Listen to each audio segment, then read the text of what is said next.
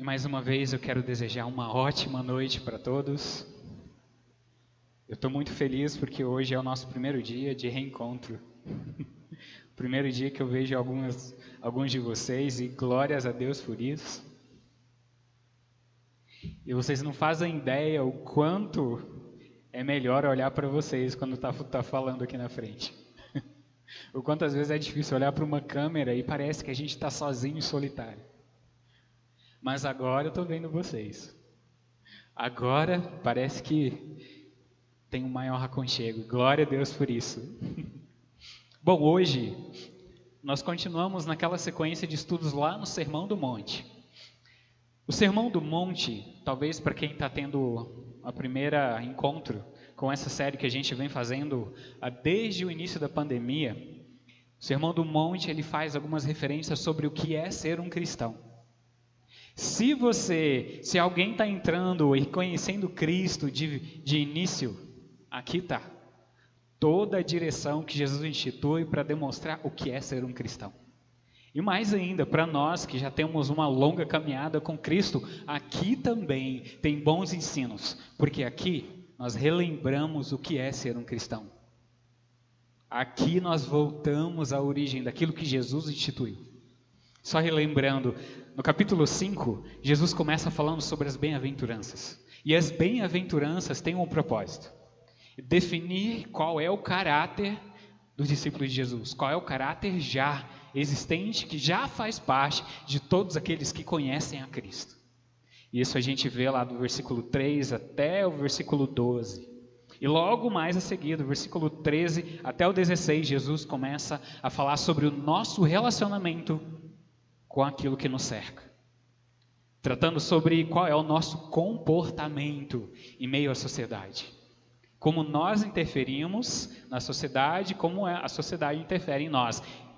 E é claro que todo mundo conhece esse versículo, né? Que define essa passagem. Sejam sal e luz da terra. E isso tem uma influência. Isso significa influencie onde você está. Aponte para Deus naquilo que você faz. Na sequência dos versículos 17 até o final do capítulo 5, Jesus fala da nossa relação com a lei, com os escritos, com os mandamentos. E talvez se você não viu tudo isso, volta lá nos cultos que a gente tem lá gravado no YouTube, reveja um pouquinho daquilo que Jesus vem ensinando. E ele fala que a lei não é coisa velha, não é coisa passada. A lei não está desligada, ela não foi... Jesus não tirou a lei, ela não coloca ela como desconsiderada após ele. Mas a lei tem um fundamento. E Jesus, nessa passagem, explica qual é a nossa relação com a lei. Mas a partir de 2 semanas atrás, nós temos estudado uma nova sessão do Sermão do Monte que tem a ver com o nosso relacionamento com Deus, a maneira que nós lidamos com Ele. E aí, para ensinar sobre isso, Jesus traz alguns exemplos. Ele começa falando inicialmente sobre obras de caridade, ações de justiça. Ele fala, seja generoso, mas que sua generosidade não seja para que as pessoas vejam, não seja para se autoexaltar, mas que seja no secreto, só para que Deus veja. E aí sua recompensa será em Deus, porque foi feito no secreto. E depois ele continua falando sobre oração. E é claro que oração é uma parte fundamental na nossa vida cristã. É uma parte intrínseca. E aí Jesus ensina sobre o que é orar, como orar. E aí ele dá um exemplo, um modelo sobre essa oração, que é justamente o Pai Nosso. E hoje, então, nós chegamos no terceiro exemplo que Jesus dá a respeito dessa lida com a vida cristã. E Jesus fala de jejum. E ele trata desse assunto no capítulo 6, a partir do versículo 16. Mateus, capítulo 6, versículo 16. Ele diz assim: quando jejuarem, não façam como os hipócritas, que se esforçam para parecerem tristes e desarrumados, a fim de que as pessoas percebam que estão jejuando. eu lhes digo a verdade, eles não receberão outra recompensa além dessa. Mas quando jejuarem, penteiem o cabelo e lavem o rosto. Desse modo, ninguém notará que estão jejuando, exceto seu Pai, que sabe o que vocês fazem no secreto. E o seu Pai, que o observa em segredo, o recompensará. Amém, até aí. Te convido a baixar sua cabeça mais uma vez e orarmos juntos. Pai querido, muito obrigado mais uma vez, porque nós temos a oportunidade hoje de estudarmos a Tua Palavra. Mas agora, juntos, e glórias ao Senhor por isso, Pai. Eu te peço, Deus, em nome de Jesus, que o Teu Espírito Santo conduza este momento. E, Senhor, mesmo apesar das minhas falhas, das minhas limitações, que o Teu Espírito Santo construa nos nossos corações, na nossa mente, valores que o Senhor quer. Princípios que o Senhor quer, princípios que norteiam a nossa caminhada diante do Senhor. E conduz, Pai, a nossa vida nessa caminhada de formação de caráter, segundo o caráter de Cristo. Eu te peço mais uma vez, Pai, em nome de Jesus, fala conosco. Amém. Amém.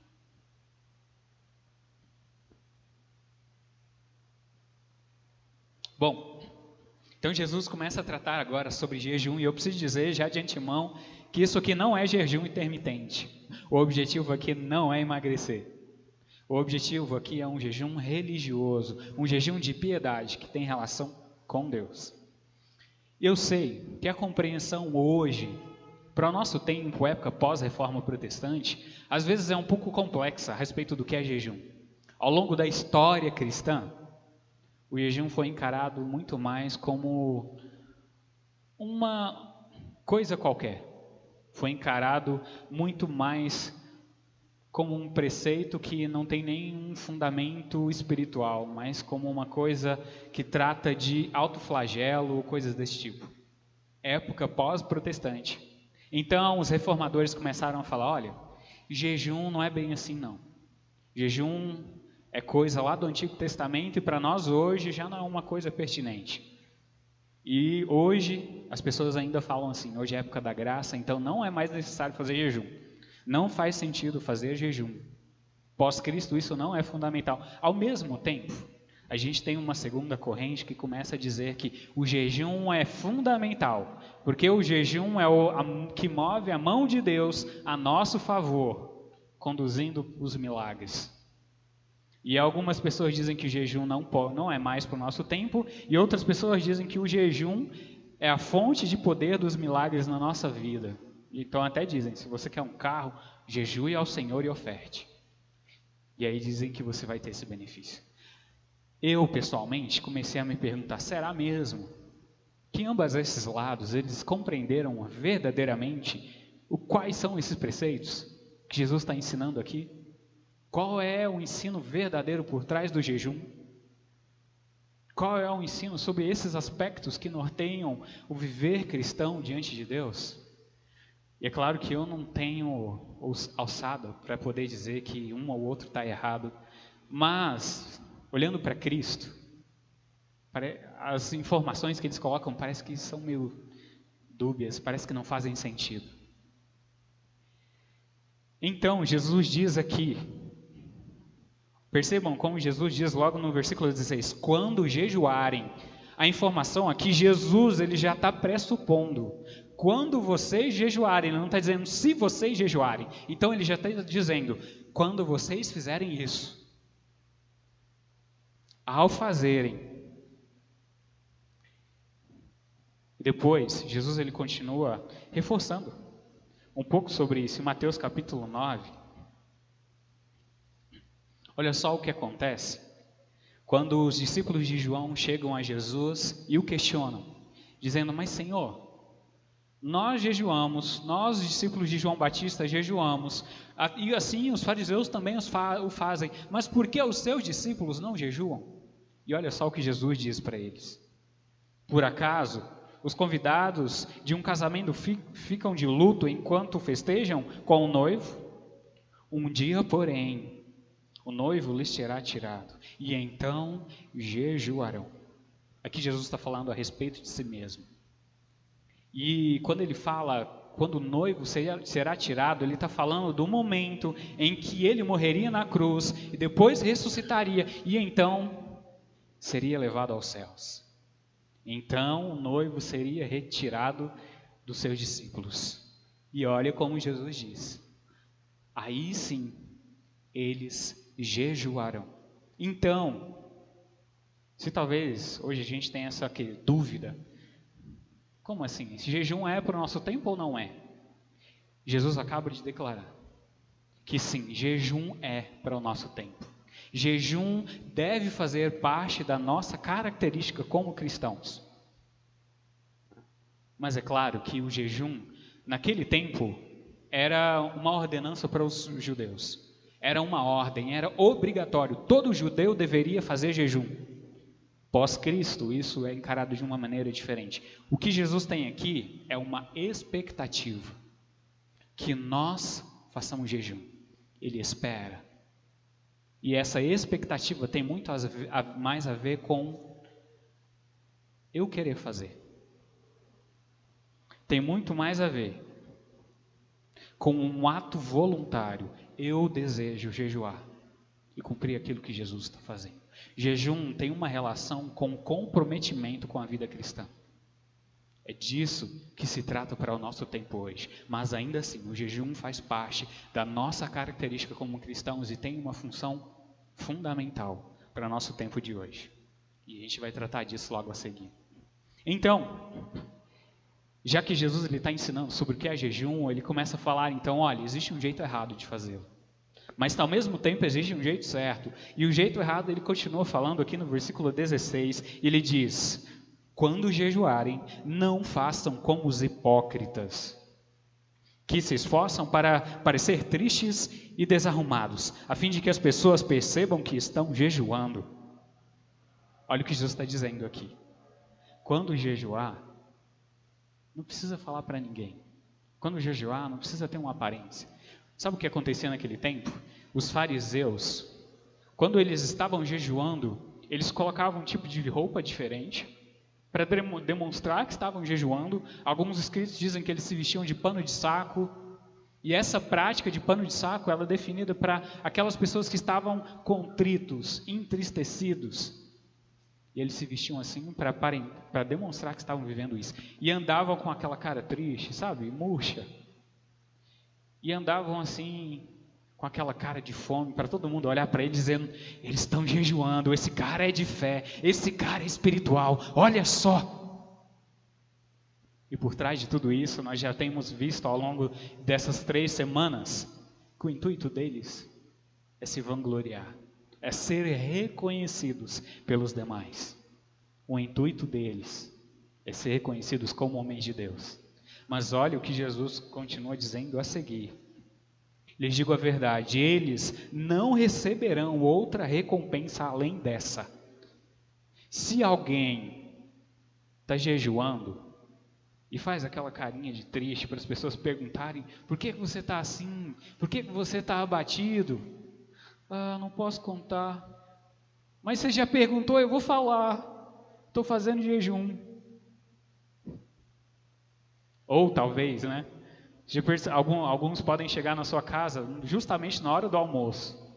E é claro que a gente é educado. Se alguém chega na hora do almoço, a gente não vai comer e deixar a pessoa olhando. A gente vai perguntar, come comigo. E aí essa pessoa vai falar assim, não posso. E é claro, a gente é educado, a gente vai falar, mas por que você não pode? Come, come. E a gente vai insistir e ela vai falar assim, eu não queria falar. Mas já que você perguntou, eu não posso fazer esse feito, então eu vou ter que falar por quê. Estou fazendo jejum. Esse tipo de atitude, Jesus já define qual é a recompensa dessa pessoa. Se a pessoa deseja ser reconhecida por algo espiritual que está fazendo, a recompensa dela para aí.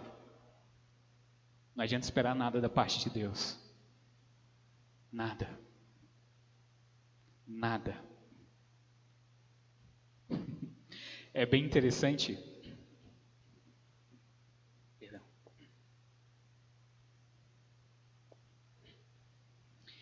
Se alguém jejua dessa maneira, a única coisa que ela está fazendo é greve de fome. A única coisa que ela está fazendo é perder algumas calorias. Nada mais do que isso. Da parte de Deus, nada mais vai acontecer. Existe também uma outra característica a respeito do jejum. Jejum não pode ser encarado como penitência. Deus não é o tipo de Deus masoquista que olha para os seus filhos e diz: eu quero que eles sofram. Eu estou olhando para o meu filho e ele está sofrendo, então eu vou dar o que ele quer. Não é isso que Deus quer também. Não adianta a gente subir uma escada ajoelhados e chegar no lugar com os joelhos saindo sangue. Não adianta eu andar por quilômetros carregando uma cruz. Para Deus, isso significa perder peso, perder muitas calorias. Deus não espera de nós autossacrifício desse modo. Então nós precisamos pensar bem. Jejum não é penitência. Jejum também, por algumas pessoas, é encarado como se fosse um turbo para a oração. Já perceberam? É como se fosse uma varinha de condão que maximiza o poder da oração. Diz assim: olha, você está precisando de um emprego? Então jejua, porque aí Deus vai te abençoar.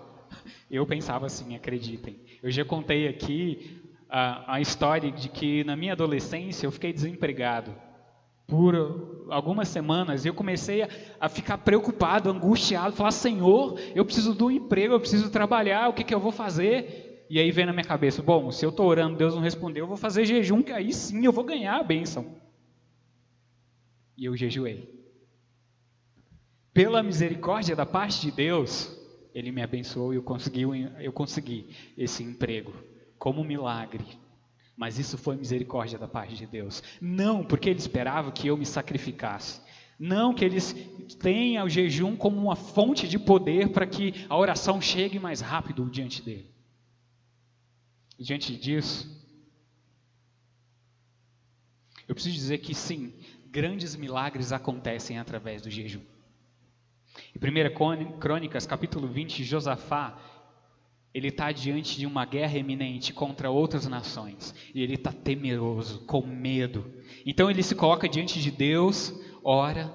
Então ele institui um decreto nacional para todo o povo de Israel, que todos eles deveriam jejuar. Então toda a nação de Israel jejua. O que acontece? Eles são libertos dessa guerra iminente. E na verdade esses milagres aconteceram não só naquele tempo bíblico. Em 1752, o rei da Inglaterra, em vista também de serem invadido pela França, ele institui como um decreto nacional que todo cidadão inglês deveria jejuar. E o que aconteceu? De fato, eles foram libertos e não foram invadidos pela França. Sim, o jejum produz milagres, mas o jejum não é esse turbo power para a oração.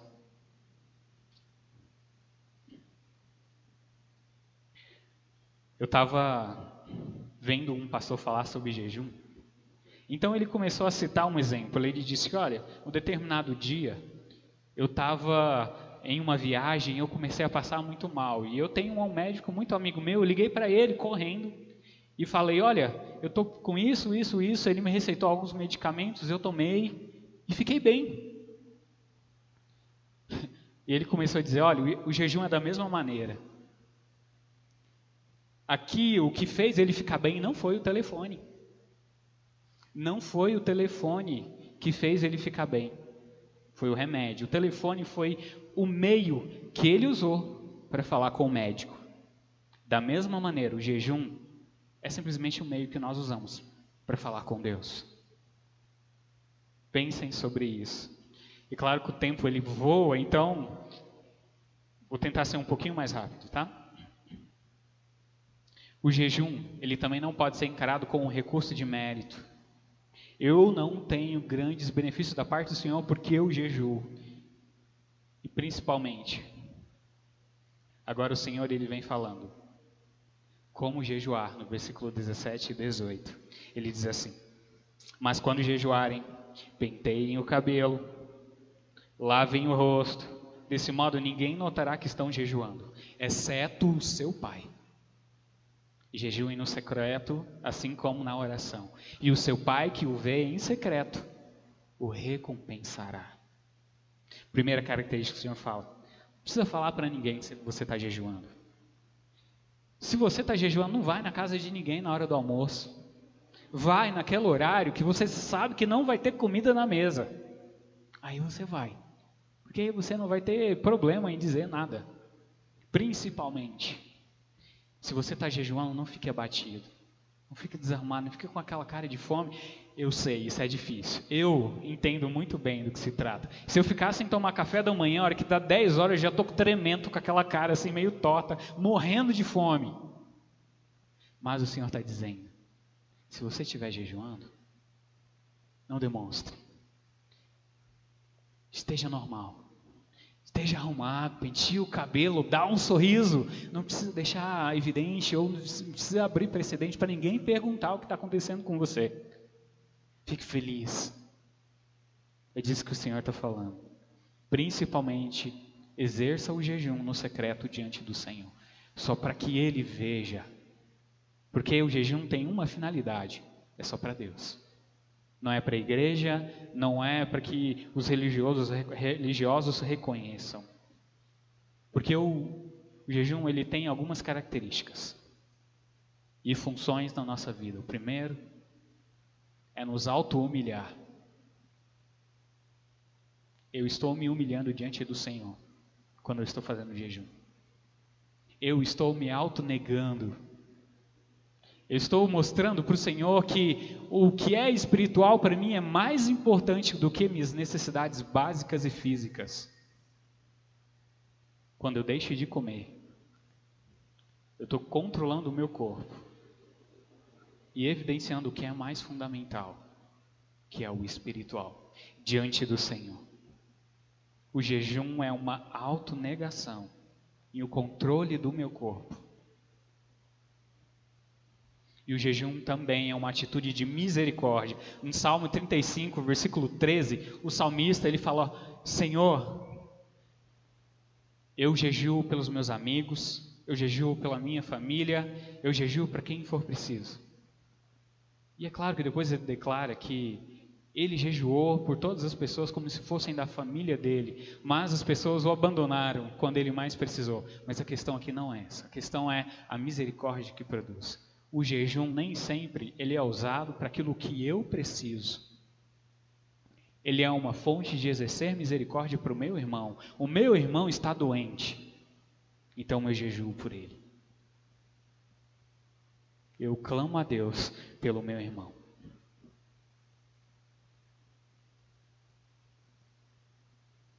O jejum também ele é encarado como uma atitude de adoração ao Senhor. Em Lucas capítulo 2, versículo 36, uma viúva,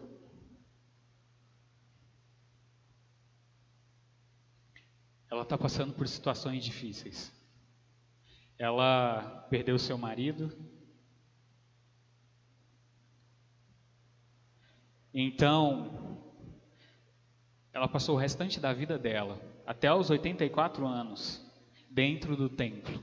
E o texto diz no versículo 37, e a viúva, ela continuou até o final dos seus dias, dentro do templo, adorando a Deus, dia e noite, em jejum e oração. Então entendam o jejum como uma atitude de adoração. Nós precisamos entender que o jejum tem muito mais a ver com devoção com Deus do que com petição em relação àquilo que eu preciso. Nós precisamos encarar dessa mesma maneira.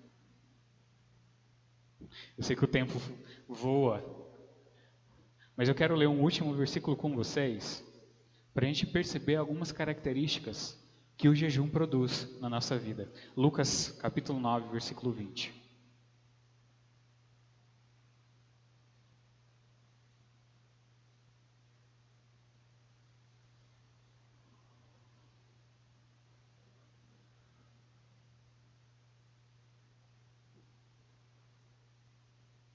Perdão, é Marcos. Marcos capítulo 9, versículo 20. Sabe o que está acontecendo aqui? Jesus e alguns de seus discípulos estão no alto do monte E passam, Jesus ele está no Monte da Transfiguração, diante daquela evidência sobrenatural, e logo após eles descerem o monte, Jesus se depara com uma circunstância meio complexa. Então, lá no pé do monte, os demais discípulos, numa confusão com os fariseus, porque um pai levou seu filho para ser pedindo que expulsassem um demônio dele, mas os discípulos não conseguiram, e aí virou aquela confusão. Então Jesus, diante dos discípulos, é questionado, mas Senhor, por que não conseguimos? Jesus traz a resposta, a partir do versículo 28, dizendo: depois, quando Jesus estava em casa com seus discípulos, eles perguntaram: por que não conseguimos expulsar aquele espírito impuro? E Jesus respondeu: essa espécie só sai com jejum e oração. O meu objetivo aqui nem é tratar sobre demônio e sobre possessão demoníaca ou expulsão, nada disso. Mas é o que está por trás de tudo isso. Quando Jesus fala que isso só pode acontecer quando nós vivemos em jejum e oração, Jesus está apontando algumas coisas importantes, fundamentais. A primeira delas tem a ver com a minha intimidade com Deus. Isso deixa claro que o jejum, ele reforça a minha intimidade com Deus de um modo sobrenatural. E a partir daí eu começo a ter uma percepção espiritual sobre a vida. Em alguns textos, em Atos capítulo 13, versículo 12, nós vemos a evidência disso. Os discípulos estão jejuando, então o Espírito vem sobre eles e os instrui a fazer algumas coisas. Diante do jejum, nós começamos a ter uma percepção espiritual mais clara daquilo que Deus quer de todos nós. E nós começamos a ter uma intimidade sobrenatural também com Deus. Então o jejum é extremamente importante. E um outro aspecto, o jejum ele não aumenta a nossa fé, mas ele auxilia a exercer a fé. O jejum, ele tem uma ação na nossa vida quase como que retirar um monte de entulho que está ali, evitando nossa comunhão plena com o Senhor. Então, diante disso, eu quero fazer um convite a todos que quiserem, porque o jejum não é uma obrigação, como nós vemos em Cristo. O jejum é um ato voluntário daquele que quer. Diante da realidade que nós estamos vivendo, diante do tempo que nós estamos vivendo, como igreja, como nação brasileira, como habitantes do planeta Terra, eu quero te fazer um convite a jejuar. E é claro que a minha função não é definir quantos dias são ou a respeito daquilo que você vai fazer de jejum. O jejum, inicialmente, ele trata sobre abster-se de algum alimento, mas isso é uma decisão, não precisa ser necessariamente o jejum, podem ser outros aspectos. Recentemente eu vi uma pessoa que disse que estava fazendo até jejum de Netflix. É interessante a ideia dela, porque é uma coisa que ela gosta, mas ficou um pouco estranho, porque o Netflix não é uma coisa necessária para a nossa vida. Então não faça jejum de Netflix, faça jejum de uma coisa que é fundamental para você. Que realmente faça você se autonegar em alguma coisa. Talvez se a gente precisar fazer jejum no Netflix, significa que a gente está entendendo as coisas um pouquinho errado aqui. Netflix não é fundamental para a nossa vida. É só um entretenimento. Então eu quero te convidar a fazer jejum de uma coisa por no mínimo 3 dias. E aí você decide com Deus. Porque jejum é uma coisa pessoal.